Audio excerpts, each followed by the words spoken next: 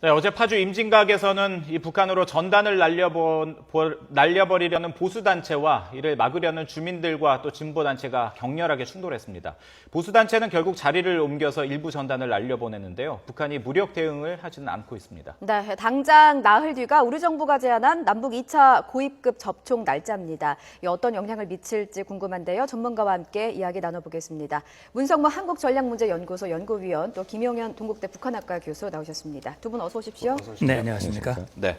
자, 일부 보수단체가 임진각에서 대북 전단을 날려보내겠다 예고한 대로 그렇게 나섰고요. 또 이를 막는 진보단체와 격한 충돌이 벌어졌습니다. 우려했던 남남 갈등이 사실상 현실화된 건데요. 일단 어제 충돌 현장에 있었던 각 진영의 두 분의 인터뷰를 저희들이 잠시 준비를 했거든요. 그걸 좀 듣고 이야기를 나눠보도록 하겠습니다. 이런 이제 잔인한 폭력 갖고는 진실 편지를 막을 수 없다는 걸 국민에게 보여주기 위해서 오늘 뜻하지 않았지만요, 부득이 이렇게 지금 공개적으로 하게 된 거죠. 우리도 바람도 그거예요. 대화로 풀어라 그 얘기예요. 괜히들 애꿎은 농민들 지금 한참 바쁜데 마음도 불안하고 하니까는 일을 못해요.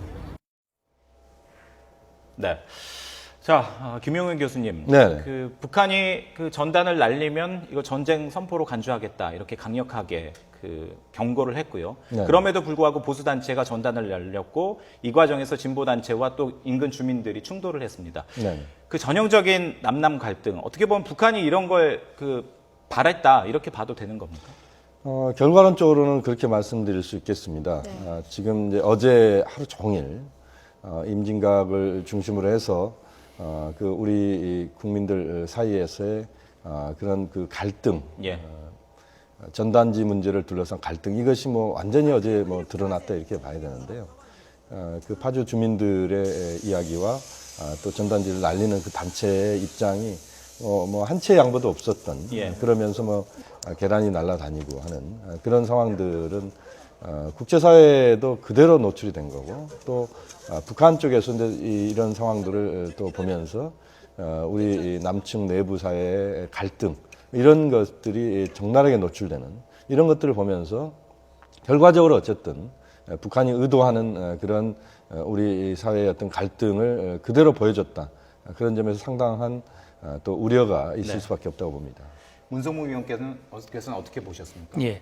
그러니까 이제 우리 김 교수님 말씀대로 북한이 이번 고위급 접촉을 이제 북한이 스스로 내려와서 합의를 해준 거란 말이죠. 10월 4일 날. 네. 그러면서 이제 김정은의 아주 통큰 결단이라고 얘기를 했고, 여기서 우리가 주목해야 할 부분은 그 고위급 접촉 합의를 할 때 10월 말 또는 11월 초 남측이 원하는 날짜를 정해서 하기로 했다. 이렇게 합의가 됐단 말이죠. 네. 거기에는 어떤 조건이나 이런 것들이 전혀 없단 말이에요. 근데 북한은 고위급 접촉을 하는 데 있어서는 남북관계 개선의 분위기가 조성이 돼야 된다. 그러면서 조건을 달았는데 그 조건 중에 하나가 바로 전단 살포를 중지하고 또 한 가지는 서해에서 자기들이 원하는 그 선과 구역을 인정해라라고 하는 두 가지 조건을 내걸었단 말이에요. 그래서 결국은 그 후에 10월 4일 이후에 벌써 한 20여일 지나면서 나타난 현상들이 결국은 북한이 대화를 위해서 나온 것인지 아니면 대화를 믿기로 해서 남측에 압박을 행하고 뭔가 남남 갈등을 유도하기 위해서 나온 것인지 그것이 굉장히 우리 국민들로서는 아주 헛갈리는 상황이 돼버린 거예요.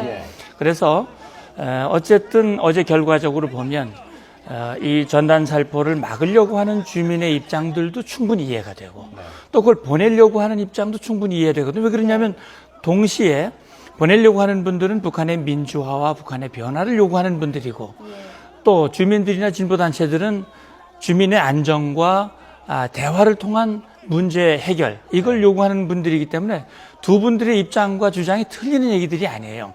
그러나 그것이 결국 물리적 충돌을 일어나고 남남 갈등의 양상으로 번지는 것은 결코 바람직한 것은 아니다.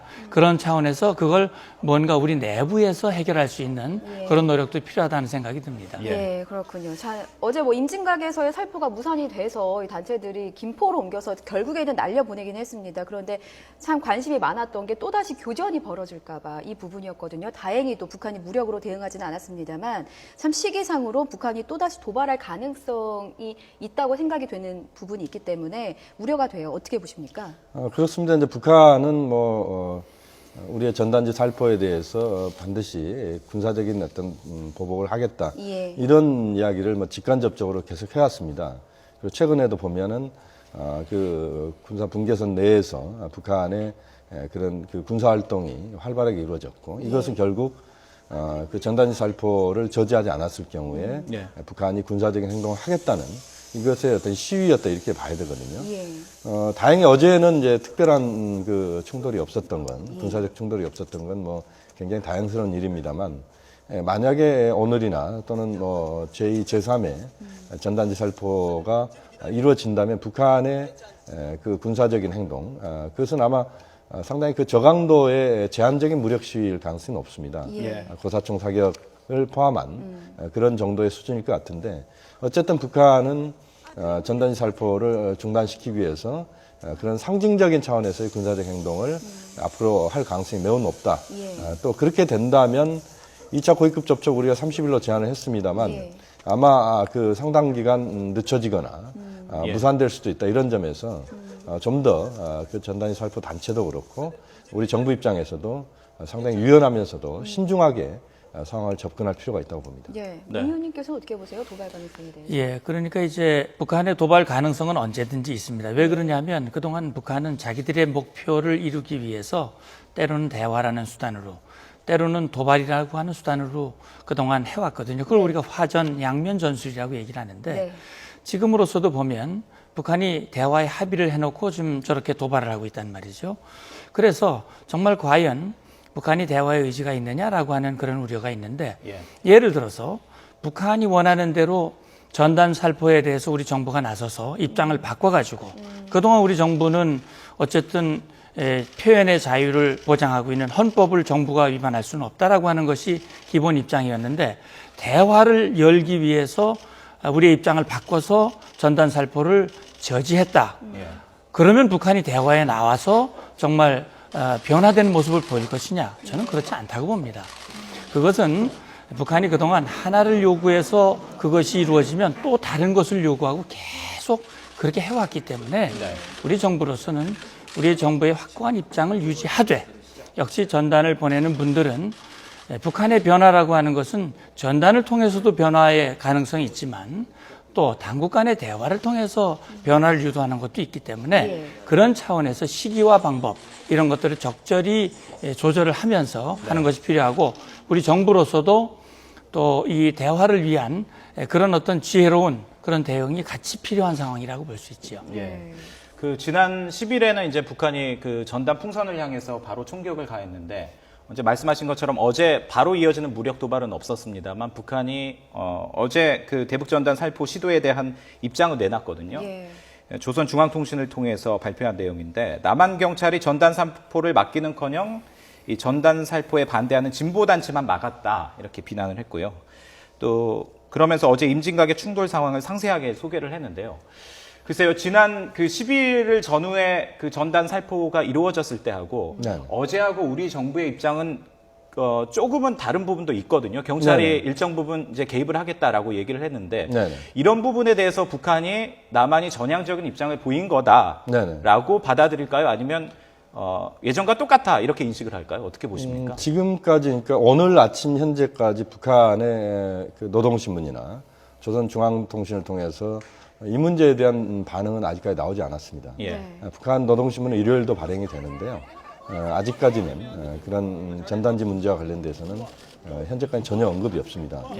북한 입장에서는 아마 오늘의 상황까지 좀 지켜볼 가능성이 있다 이렇게 볼 수 있습니다. 그러니까 북한이 어제의 상황에 대해서 바로 그 공식적인 또는 노동신문을 통해서 입장을 내놓기보다는 오늘 또는 하루 이틀 정도의 상황을 지켜보면서 우리 정부의 대응을 압박하는 예. 이런 모습을 보이면서 이제 북한의 반응이 나올 가능성이 높다 이렇게 볼 수가 있는데 예. 어쨌든 북한 입장에서 이제 어제도 이제 그 상세히 예. 그 어제 상황에 대해서 북한의 이제 불편한 심기들을 표현했는데 아마 공식적으로는 북한은 우리 정부의 대응에 대해서 못마땅해하는 이런 표현을 쓸 가능성이 높습니다. 네. 그렇지만 이제 또 하나 우리가 봐야 될 부분은 정부의 입장은 사실은 뭐 통일부도 그렇고 우리 정부 당국도 그렇습니다만 주민들과 그 단체들 간의 충돌이랄지 또 그런 상황에서 발생할 수 있는 여러 가지 상황들에 대한 이제 고려 속에서 그 제한적인 어떤 저지의 모습도 이제 보이고 있거든요. 예. 이렇게 본다면 내용상 북한이 우리 정부가 좀 더 그 이전의 그 태도와는 좀 더 다른 차원에서 네. 남 관계를 좀 풀어가자는 그런 입장을 그런 그 전단지 살포 단체를 간접적으로 저지하는 과정에서 표현할 수 있는 예. 이런 부분들에 대한 이해는 저는 할 수 있다고 보고 그렇게 본다면 좀 더 그 북한 입장에서는 앞으로의 상황을 지켜보면서 판단할 가능성이 높다. 그러나 공식적으로는 우리 정부의 대응에 대한 불만을 표현할 가능성이 당장은 있다고 봅니다. 예.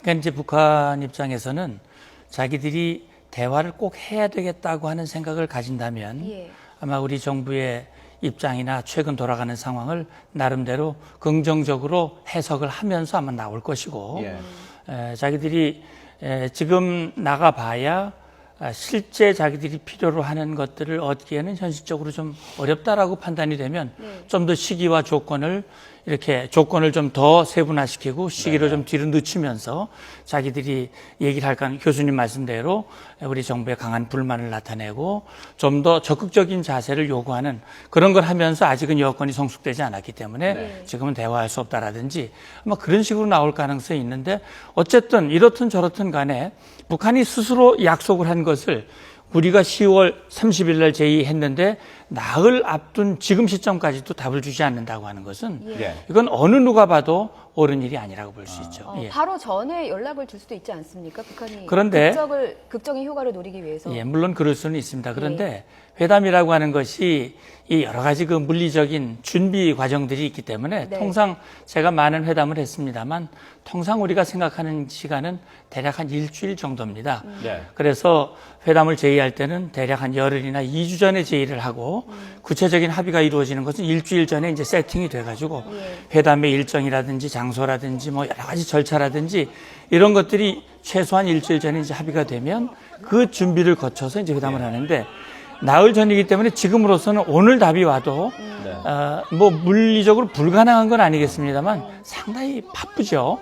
그럼 문 의원님께서는 30일까지 북한이 응하지 않거나 혹은 연기를 할 것이다 이렇게 보시는 겁니까? 그럴 가능성도 있는 거죠. 지금으로 아직까지 답을 주지 않는 것으로 봤을 때는 이제 30일 날 열기에는 여러 가지 어려움이 있습니다. 지금 또 엊그저께 뭐 우리 SCM 결과도 나왔고 하기 때문에 지금 바로 답을 주면서 30일 날 열겠다라고 하기에는 북한으로서도 어려울 수 있기 때문에 아마 일정을 만약에 회담을 한다면 일정을 조정하면서 할 가능성이 지금으로서는 더 높지 않을까 이런 생각을 합니다. 지난 22일에 그 북측의 고위급 접촉 대표단으로 나온 성명이 하나 있지 않습니까? 네. 그때 이제 남한이 도발 행위를 막는 책임 있는 조치를 취한다면 고위급 접촉을 못할 이유가 없다라고 네. 얘기를 했고 그때 했던 언급이 그 황병서 총정치국장이 남한에 내려온 건 김정은 위원장의 지시였다라고 최초로 밝혔거든요. 그렇습니다. 그 말은 다시 말하면 북한이 일단 대화의 의지는 있다라는 얘기잖아요. 그렇죠. 그렇기 때문에 이게 그 문성무 의원께서 말씀하신 대로 시기와 조율의 문제지 결국은 언젠가는 고위급 접촉에 나올 것이다. 이렇게 봐도 되는 겁니다. 고위급 접촉은 북한이 저는 뭐 나올 거라고 봅니다. 네. 그 22일 날 지금 말씀하신 것처럼 상당히 중요한 북한의 성명이 나왔죠. 그러니까 김정은 제1위원장의 그 의지가 직접적으로 반영된 그런 인천에 세 사람을 보낸 것은 결국 김정은 제1위원장의 의지였다. 네. 이것은 결국 고위급 접촉을 하자는 이야기였습니다. 적극적으로 하겠다는 것이고. 다만 이제 그러한 부분을 그 전제 조건으로 이제 그 걸림돌에 해당하는 그 전단지 문제를 남측이 적극적으로 해결하라는 것이었고. 예. 또 어제 상황을 보면은 그 결국에 전단지를 한 2만 장 정도 이제 보낸 걸로, 김포에서 보낸 걸로 나와 있습니다만, 예. 그 정부로서는 부분적이지만 북한이 뭐 만족할 수준은 아닐지 몰라도 예. 어느 정도 이제 정부로서의 그 역할을 했다 이렇게 볼 수도 있거든요. 예. 뭐 그렇게 본다면 앞으로 2차 고위급 접촉은 열릴 가능성이 매우 높다. 다만 지금 문 의원님 말씀도 있었습니다만 지금 상황에서 북한이 지금 전반적인 그 전단지 문제에 대해서 우리 정부와 또 민간단체랄지 이런 쪽에서 정리가 아직 안 된 부분들이 있습니다. 그래서 예. 아마 2, 3일 정도의 그 상황을 지켜보면서 북한이 반응할 가능성이 높다. 오히려 30일 바로 직전에 연기 제안을 하면서 분위기가 성숙될 수 있는 환경을 빨리 만들어라.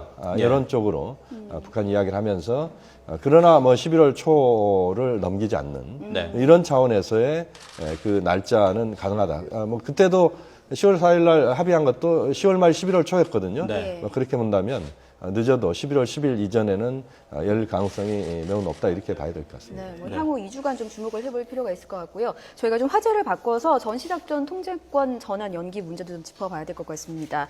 결국 뭐 사실상 무기한 연기다 이런 비판이 나오고 있어요. 그런데 어떻게 보면 우리 군이 좀 무순된 태도를 보이지 않느냐 또 이런 비판도 나오고 있거든요. 북한이 도발을 했을 때는 우리가 충분히 대응할 수 있다 이렇게 밝히기도 하다가도 막상 이 전작권 얘기가 나오면 아직 준비가 덜 됐다 이런 입장인데 이 부분에 있어서 정치적인 어떤 이해관계가 얽힌 것은 아닌가 이렇게 보는 시각이 좀 있는 것 같습니다. 두 분께서는 어떻게 생각하시는지 궁금합니다. 예, 일단 이제 전작권 전환 문제에 대해서 보는 관점에 따라서 의견이 굉장히 극명하게 갈리고 있어요. 네. 예. 근데 어쨌든 의견이 다른 분들도 공통의 입장은 우리나라를 튼튼히 지키고 이 땅의 평화를 유지한다고 하는 것에 대해서는 아마 서로 입장이 다르지 않을 거라고 봅니다. 네. 네. 다만 그 방법에 있어서 좀 시각이 이제 다른데요. 일단 이제 우리 군이 모순된 태도를 보이지 않느냐라고 말씀을 하셨는데 저도 이제 군인이었고 지금 예비역이은 상황에서 예. 참 우리 국민들 앞에 우리 군이 당당하게 북한의 전력을 압도할 수 있는 그런 힘을 아직 완전히 갖추지 못했다고 하는 부분에 대해서 좀 저도 안타까운 그런 생각을 가지고 있는데 네. 제가 해석하기에는 이렇습니다. 북한의 도발, 예를 들어서 재래식 전력의 도발, 그런 도발에 대해서는 적어도 우리 군이 북한을 응징할 수 있는 체제를 역량을 갖추고 있다. 네. 다만 우리 이번 이제 한미 연례안보협의 SCM에서 발표한 공동성명의 내용을 보면 우리가 조건에 기초한 이 전작권 전환에 대한 그 방향의 합의를 하고 그다음에 적어도 그런 능력과 환경이 이루어지면 그때는 반드시 전작권을 전환한다. 예. 전작권 전환에 대한 입장은 바뀐 게 없습니다. 네. 다만 시기냐 조건이냐 요것만 달라진 것인데 네. 거기에선 얘기하는 조건은 결국은 북한의 핵심 위협인 WMD, 예. 대량살상무기 미사일과 핵입니다. 예. 그래서 미사일과 핵을 대응할 수 있는 우리의 대응 능력, 우리가 얘기하고 있는 키일체인이라든지 예. 또는 그 한국형 미사일 방어 체제, 예. KAMD라고 하는 이런 것들이 완성되는 시기가 대략 2020년대 초중반이기 때문에 예. 그때가 될 때까지 매년 그걸 환경과 능력을 평가를 해서 예. 적어도 2020년대 초중반 정도면은 전환이 이루어질 수 있을 것이다. 네. 라고 지금 보고 있는 것이죠. 국방부가 이제 그것들이 갖춰지는 시점으로 2023년을 이제 그 언급을 했거든요. 그렇지만 이제 그 이것들을 갖추는데 천문학적인 예산이 들어가고 그만큼만 돈이 우리나라에게 있느냐 이런 점들을 지적하면서 결국은 계속 연기되는 것 아니냐 이런 지적들이 바로 나왔거든요. 이 부분에 대해서는 어떻게 생각하십니까? 그 부분에 대한 우려는 뭐 저는 당연히 그 표명을 해야 된다고 봅니다. 예. 사실 전작권 연기 문제는 원래 이미 전작권을 우리가 환수하기로 한 그 시기를 이미 넘어서 버렸고 네. 또 다시 연기라고 하는 것 자체가 이번에 2020년대 중반 이야기 하지만 사실은 명확하게 그 연도수를 적시하지 않았습니다. 예. 이것은 결국 그 이후의 상황에도 만약에 북한이 핵과 미사일 부분에 있어서 특히 핵 문제가 한반도에서 그 풀리지 않는다면 전작권은 핵 문제가 해결될 때까지 앞으로 환수는 불가능하다 이런 논리를 그 국방부도 이번에 그 내놓아버린 격이나 마찬가지거든요. 네. 이런 점에서 봤을 때는 매우 우려스러운 부분들이 있다. 다만 이제 우리가 좀 주목해야 되는 부분들은 그동안도 사실 그랬습니다만 이제 군이 얼마만큼의 그런 노력들을 기울이느냐. 그러니까 국방 예산이라고 하는 것은 제한된 예산입니다만 예. 그 예산을 얼마만큼 효율적으로 그리고 북한에 대해서 우리가 대응할 수 있는 한국형 미사일 방어 체제랄지 또는 킬체인이랄지 이런 부분들을 조속히 이뤄내면서 예산을 우리가 조절을 잘 해나가면서 네. 빠른 시간 내에 그런 그 구축을 하고 그 과정에서 그 전자권 환수의 어떤 조건들을 빨리 만들어내는 네. 이런 노력들을 우리 정부가 기울여야 된다고 봅니다. 예, 알겠습니다.